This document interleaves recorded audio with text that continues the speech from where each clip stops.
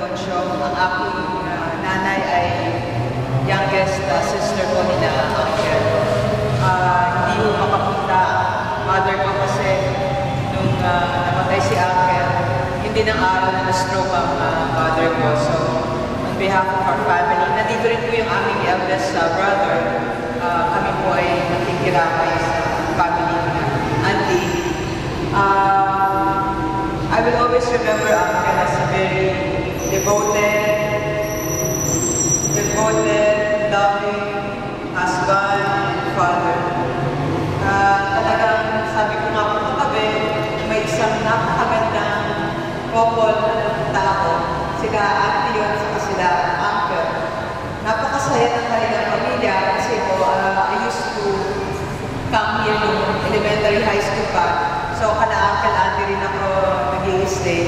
At kaya very close po ako sa kanilang family. At talaga nakita ko ang pagmamahal nila mag-asawa sa pamilya. Kung gaano rin minahal nila ni uncle ang kanyang mga anak at lalo ang kanyang mga apo.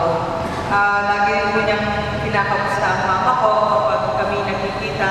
Lagi po siyang may ready smile.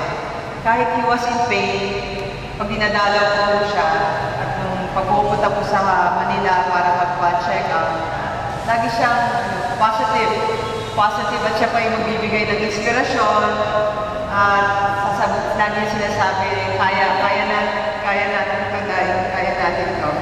At talagang napakabuting tao ni Uncle. Isa rin siya sa mga tao kilala na napakabuti at napakamapagmahal. So, Uncle, maraming salamat for everything. Salamat po sa lahat ng inyong pagmamahal, pagiging mabuting tao, an example to all of us. Sana po ay alam po namin na nasa mabuti kayong kalagayan. Thank you po sa lahat ng nakiramay and sana po ay patuloy po na yung pagdasal si Uncle. Thank you po. Maraming salamat.